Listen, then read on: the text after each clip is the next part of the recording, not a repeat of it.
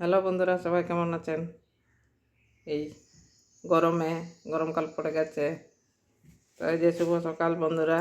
তো সুনিতা মান্ডির ব্লকে আজকে এই যে দেখুন, এখানে পাট শাক বাজার থেকে নিয়ে এসেছি। এটাই বাছবো পাট শাকগুলো। এই যে, আর কে কে পাট শাক খেয়েছেন অবশ্যই কমেন্ট করবেন।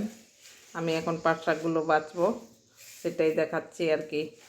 তো কে কে খেয়েছেন আবারও জিজ্ঞাসা করছি, কে কে খেয়েছেন অবশ্যই কমেন্ট করবেন, আর ভালো লাগলে লাইক করবেন।